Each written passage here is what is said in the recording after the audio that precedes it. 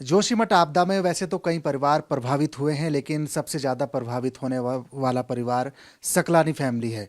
और अगर बात करें तो माँ बीमार रहती है, बाप खेती का काम करते हैं, किसानी करते हैं, मजदूरी करते हैं, लेकिन ये तमाम बच्चे ऐसे हैं जो अपनी पढ़ाई करते हैं, लेकिन अब घर से बेघर हो गए हैं, घर टूट गया है। लेकिन अब रहने के लिए केवल सरकार की तरफ से दिए गए ये होटल हैं, जिसमें ये तमाम बच्चे अपनी पढ़ाई भी प्रभावित करके यहाँ पर बैठ रहे हैं। बाप मजदूरी का काम करते हैं, माँ बीमार रहती है। ये जोशीमठ की सकलानी फैमिली है। बच्चों से बात करने की कोशिश करेंगे। सबसे पहले, क्या नाम है आपका? मेरा नाम नेहा सकलानी है। बहुत ही दुखद ये समय चल रहा है इस समय, और पढ़ाई भी प्रभावित हो गई है, घर भी चला गया, क्या कहेंगे? घर भी चले गया, पढ़ाई भी प्रभावित हो रही है। हमारे 17 तारीख से पेपर है और इस चक्कर में पेपर की भी तैयारी नहीं हो पा रही है। क्या कहेंगे भाई, बड़ी यादें घर से जुड़ी होती हैं, लेकिन घर चला गया। हाँ, घर से तो बहुत ज़्यादा यादें हैं हमारी और हमें लगता नहीं है कि हम वापस उस घर पर जा पाएंगे। इसके लिए अब क्या ही बोल सकते हैं। चलिए, फादर से बात करने की कोशिश करेंगे, जो बच्चे तमाम उनके साय में पले बड़े हैं। बाबू जी, आप बताइए, आप मजदूरी करते हैं, इस घर को आपने बहुत मेहनत से बनाया है, और लेकिन आज कुदरत की मार कहे या फिर तमाम कोई दिक्कत जिसकी वजह से आज आपका घर टूट गया, और आज यही वजह है कि आप होटल में ठहरे हुए हैं। सर वो क्या कुदरत की मार भी क्या कर रहे हैं, अपने नसीब की मार कहेंगे हम तो ये नहीं कहेंगे कि कुदरत ने हमें मारा है। सर अब तो पूरा जोशी मटी दरक गया है। लेकिन क्या है कि बच्चों के लिए थोड़ा सा भविष्य जो है उनका जो होना था वो नहीं हो पाएगा। यही क्या कहें, बच्चों की पढ़ाई बिल्कुल प्रभावित हो गई, बच्चे अब पढ़ भी नहीं रह पा रहे हैं। सर यहाँ पे कैसे पढ़ेंगे सर? यहाँ पे एक तो एक कमरे में रहना है और वहाँ पे उनका किताब पढ़ने का भी नहीं हो पाएगा। पहले तो पढ़ने के लिए किताब पढ़ने के लिए एक अलग ही चाहिए ना, उसमें ये ना हो कि बच्चे हमारे वो हों, हमारे कहने से डिस्टर्ब हों। इसलिए सर थोड़ा दिक्कत तो अच्छा, है। आपका नाम क्या है? मेरा नाम सुनैना सकलानी है। सुने ना, हाथ में आपने चेक भी लिया है, सरकार ने आपको चेक भी दिया है 1.5 लाख रुपए का। क्या इससे सब उम्मीदें पूरी हो जाएंगी? घर भी टूट गया है, पढ़ाई भी प्रभावित हो गई है, क्या 1.5 लाख रुपए सरकार की तरफ से वो काफ़ी हैं क्या?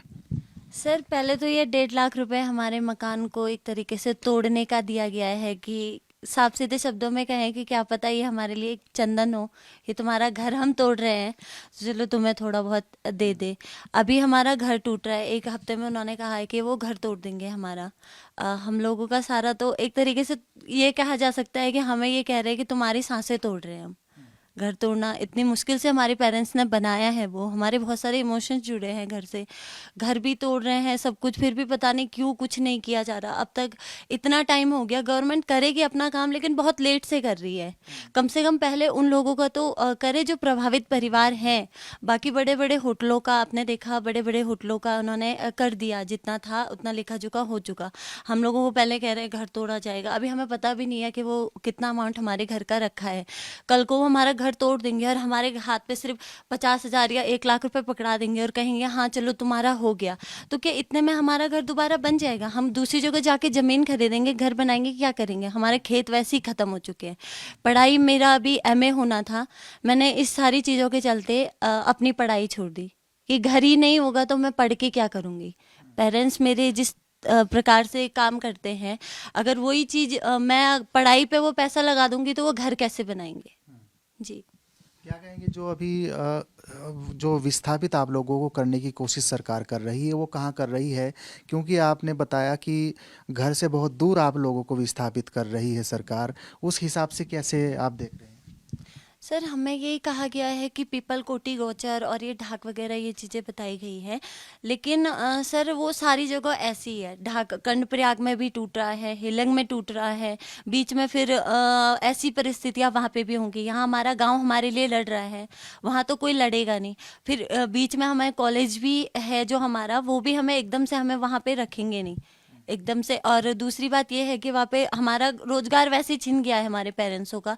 इस उम्र में वो पत्थर तो फोड़ नहीं सकते, तो कहीं ना कहीं ये सारी चीज़ें हमारे ऊपर है। कम से कम हमें ऐसे स्थान पे तो भेजा जाए जहाँ पे हम लोग खुद कुछ कर पाए, क्योंकि पीपल कोटी और गोचर में ना कोई कंपनियां हैं ना कोई फैक्ट्री है, हम लोग जाएंगे भी तो क्या करेंगे वहां पे जाके। कम से कम ऐसे स्थान पे तो भेजे जहाँ पे हम खुद जॉब कर पाए। पहले तो गवर्नमेंट को हर फैमिली में जॉब देनी ही चाहिए एक इंसान को, इतना सब कुछ छिन रहा है तो थोड़ा बहुत तो देना चाहिए गवर्नमेंट को। चलो उनसे भी बात करेंगे। क्या नाम है आपका? थोड़ा आगे हो जाइए। क्या नाम है आपका? निकिता सकलानी। निकिता, क्या कहेंगे, कौन सी क्लास में पढ़ते हैं आप? मेरा भी बीए फर्स्ट ईयर चल रहा है। अच्छा, क्या कहेंगे, आज घर भी नहीं है और सब कुछ छिन गया है, क्या कहेंगे? बड़ी मायूसी है इस समय सब लोगों के चेहरे पर। हाँ जी, मायूसी तो 1 साल पहले से ही है हमारे चेहरे पर। पापा ने इतनी एप्लीकेशन दी, गवर्नमेंट ने उतना सा ध्यान नहीं दिया। अब बड़े बड़े होटल हुए, फिर उन्होंने इतना ध्यान दिया। हमारा कोई पूछता नहीं उस समय। अब अगर ये होटल नहीं टूटते तो कोई भी नहीं पूछता कि बोल के कोई फैमिली रहती है। कोई जानता भी नहीं कि कोई सकलानी फैमिली भी रहती है औली रोड पे। अच्छा, क्या कहेंगे, आप लोग छोटे थे, घर में पले बढ़े, बहुत लगाव होता है, एक एक चीज़ जोड़ के घर में बनाई जाती है। आज घर भी नहीं है, मम्मी बीमार रहती है, पापा मजदूरी का काम करते हैं, तो बहुत तकलीफ़ है इस समय। किस तरीके से आप बयान करेंगे? सर, हमारे घर से पुरानी यादें जुड़ी है। मेरे दादाजी लोग वहाँ फोटोज़ में, दादाजी लोगों की फ़ोटोज़ भी है। तो वहाँ छोड़ के जाना बिल्कुल हमारे लिए बहुत कठिन रहेगा। अभी भी है हमारे लिए। अभी हम वहाँ पूजा करके जस्ट अभी आए तो हमारे लिए बहुत बेकार रहा, वरना हम वहीं रहते उसी रूम में। याद आती है बहुत घर की? सर याद तो क्यों नहीं आएगी, सब कुछ छूट गया वहाँ पे। दीदी लोगों की शादी हुई, हम लोगों ने पढ़ा, सब कुछ किया, पर चलिए, ये सकलानी फैमिली है। आप देख पा रहे हैं कि गम के आंसू ज़रूर है, लेकिन क्या करें, अब कुदरत की मार को सब सहन कर रहे हैं। ये तमाम तीनों बहनें हैं। बाप मजदूरी का काम करते हैं, माँ ऑलरेडी बीमार रहती है, लेकिन सरकार से यही गुहार है कि आखिरकार अच्छा कोई ना कोई ऐसा विकल्प इनके लिए इख्तियार करिए, ताकि अपनी आगे की जो लाइफ है इनकी है वो अच्छे से वो व्यतीत कर पाए। सकलानी फैमिली में 6 बेटी हैं, 3 की शादी हो गई है, 3 जोशीमठ आपदा की मार झेल रही है। इनसे बातचीत करेंगे। क्या कहेंगे?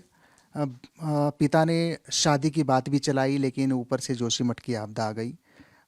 शादी की बात अधूरी रह गई, लेकिन पढ़ाई भी अधूरी रह गई। सर मेरे को अभी यही है कि मेरी पढ़ाई अधूरी रह गई। मेरे को लाइफ में आगे कुछ करना था, लेकिन इस आपदा ने, आपदा भी नहीं कहेंगे ये, हाँ इंसानों ने ही बनाई है ये, कोई प्रकृति ने तो किया नहीं। प्रकृति करती तो अब तक कुछ होती ही नहीं, ये मानव निर्मित ही है कुछ। तो इस चीज़ ने हम लोगों को एकदम ख़त्म कर दिया, हमारे सारे सपने तोड़ दिए एक चक्कर में। शादी तो बाद में हो जाती, लेकिन मेरे को अपनी पढ़ाई का था, पेरेंट्स का सपना था, हर एक पेरेंट्स का होता है कि अपने बच्चों की शादी करें। वो उनका सपना अलग था और मेरा अपना अलग था कि मैं पढ़ूंगी आगे, लाइफ में आगे कुछ करूंगी। तो कहीं ना कहीं दोनों के सपने टूट गए हैं, पेरेंट्स के भी और मेरे भी। शादी तो बाद में हो जाएगी, लेकिन पढ़ाई भी छूट गई है, घर भी टूट गया है। बहुत ही ऐसा गमगीन है, और पहाड़ टूट गया है आपकी फैमिली पर। क्या बहुत ही गमगीन माहौल है घर छोड़ते हुए? जब आप आए थे तो क्या यादें उस घर से जुड़ी हुई है? सर घर से तो सारी यादें जुड़ी हुई है हमारे, मेरे पेरेंट्स ने जिस हिसाब से घर बनाया है, आज वो सारी चीज़ें याद नहीं आती है कि हम घर छोड़ के जा रहे हैं। याद वो आता है मेरे पापा का काम से थक के आना और रात के 12-1 बजे तक गिट्टी तोड़ना, मेरी माँ का मजदूरी करना कि रेता सीमेंट दूर से लाती थी कंधों में कि यार मजदूरों का खर्चा बचेगा, चलो इतने पैसे बच जाएंगे। मेरी दीदी लोग खुद, हम छोटी छोटी उम्र में भी हमने गिट्टी सीमेंट रेता सारा है, छोटे बच्चे खेलते हैं लेकिन हमने ये काम किया है। तो याद वो आता है कि इतनी सारी मेहनत के बाद खुद का बनाया घर जिस पे हमने खुद से नींव रखी है, वो नहीं रहा तो जिंदगी में अब आगे रहेगा क्या? सारा कुछ एक तरीके से, सारा कुछ टूट गया, उधड़ गई है जिंदगी हमारी, सारे सपने चूर चूर हो गए। आप बताइए, क्या नाम है आपका? मेरा नाम नेहा। नेहा, अब पिता के कंधों पर बहुत बहुत भार आ गया है, क्या कहेंगे आप? पापा के कंधों पर बहुत ज़्यादा भार तो आ गया है, मकान की टेंशन अलग है, और जो मतलब मेरी दीदी की जो शादी करवानी थी उसकी टेंशन अलग है, पढ़ाई को लेकर के भी टेंशन है। भविष्य एक तरफ से हम लोगों का बर्बाद हो चुका है इन चक्कर में। पापा के लिए ये एक डिप्रेशन है, हम सबके लिए डिप्रेशन है ये। इन चीज़ों का हम दिन भर सोचते रहते हैं।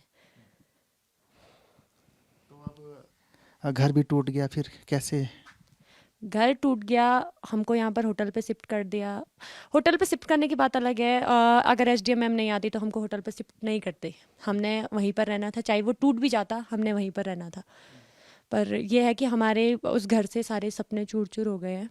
आपकी पढ़ाई भी रुक गई है, कौन सी क्लास में पढ़ते हैं आप? मेरा फर्स्ट ईयर है, हमारे पेपर होने वाले हैं, तो पेपर का अभी पता नहीं कि दे पाएंगे या नहीं दे पाएंगे, इन सब चीज़ों को लेकर के। काफ़ी मजबूरी आ गई अब।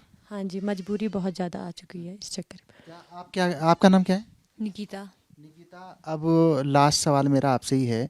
बहुत दिक्कत है अब फैमिली में, 3 बहनें आप हैं, 3 की शादी हो गई है, माँ बीमार रहती है, पिता मजदूरी करते हैं।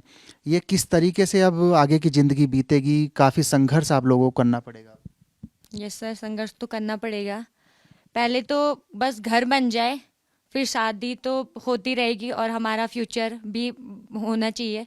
हमारा भविष्य है जो है अब टिका हुआ है, दरार ये घर की वजह से हमारा भविष्य भी खतरे में आ चुका है। निश्चित तौर पर देखिए, 3 बहनें हैं, बिल्कुल हार मानने का इनका नाम नहीं ले रही हैं। माँ बीमार रहती है, पिता मजदूरी का काम करते हैं, लेकिन जिस तरीके से जोशीमठ आपदा इनके ऊपर पहाड़ बनकर टूटी है, उस हिसाब से ये कहा जाए कि बिल्कुल देखिए कि निश्चित तौर पर इन बेटियों का हौसला बिल्कुल कम नहीं होता है। अपने सहयोगी कैमरा पर्सन निशांत चौहान के साथ विनोद कुमार, एबीपी गंगा, जोशीमठ।